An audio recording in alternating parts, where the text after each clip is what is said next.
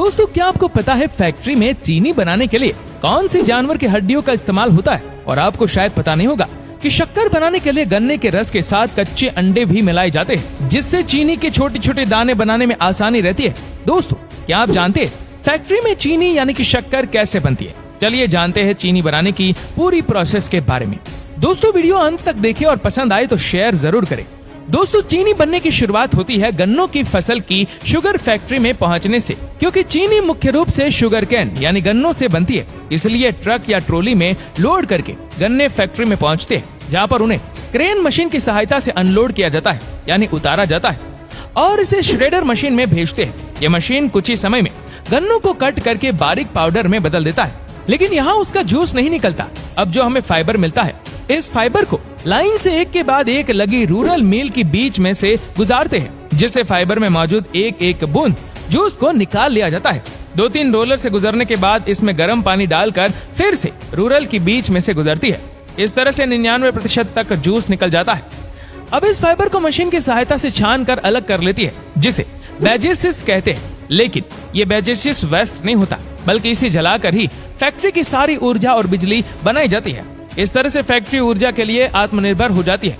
अब इस प्रोसेसर से निकले जूस को छानकर बड़े बड़े टैंक में इकट्ठा कर लेते हैं, जिसे हम रो जूस कहते हैं। अब इस रो जूस को लैब टेस्ट के लिए भेजते हैं, जहां पर उसका केमिकल कंपोजिशन और शुगर कंटेंट चेक किया जाता है।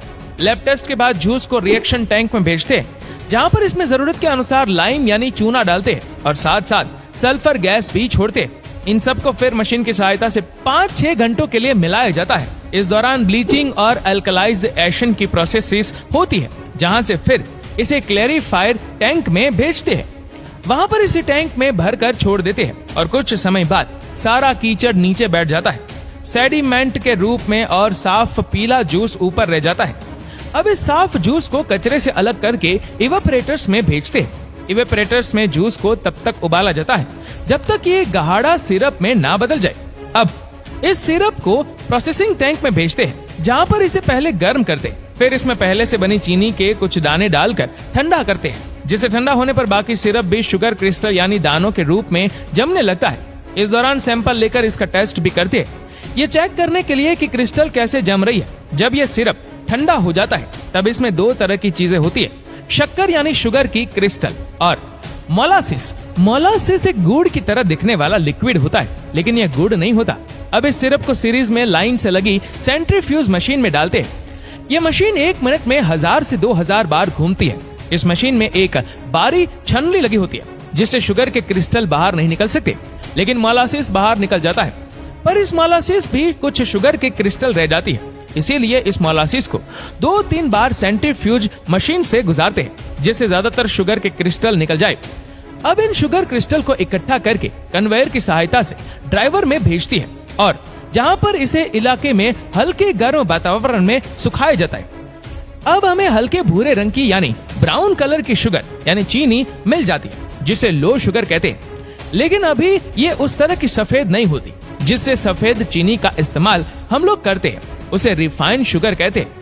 रो शुगर से रिफाइंड शुगर बनाने के लिए रो शुगर को डिस्टिल्ड वाटर यानी पानी में अच्छी तरह से घोल लेते हैं, ताकि सारे क्रिस्टल अच्छे से घुल जाए। फिर उसे सैंड एंड ग्रेवल फिल्टर से गुजारते हैं, जो इसमें मौजूद रेत और कंकड़ आदि को छान कर अलग कर देता है। वहां से फिर इसे डिक्लेरेशन टैंक में भेजते हैं, जहां पर चीनी को सफेद करने की प्रोसेस होती है।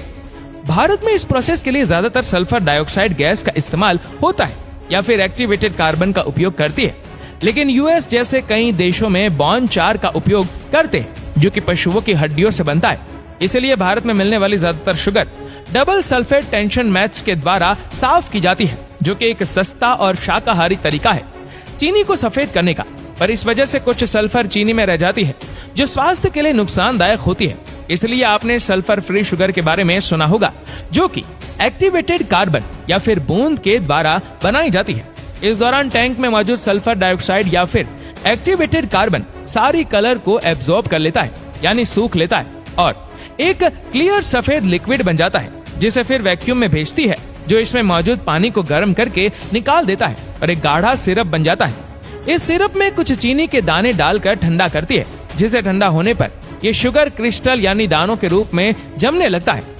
अब एक बार दोबारा इसे ही सेंट्रीफ्यूज मशीन्स में डालते हैं, जिसमें बारी छन्नी होती है और जिनसे चीनी यानी शुगर के क्रिस्टल नहीं निकल सकते, लेकिन पानी और मॉरिशस की बचे हुए पार्टिकल्स निकल जाते हैं, क्योंकि ये मशीन बहुत तेजी से घूमती है, जिस कारण सेंट्रीफ्यूगल फोर्स जनरेट होता है और सिर्फ व्हाइट शुगर क्रिस्टल यानी सफेद चीनी के दाने रह जाते हैं, जिसे फिर घूमते हुए रोटेटिंग ड्राइवर मशीन में भेजते हैं, जो इसमें मौजूद नमी को अलग कर देता है और जो शुगर के स्थल यानी दाने आपस में चिपके रहती है उन्हें भी अलग कर देता है।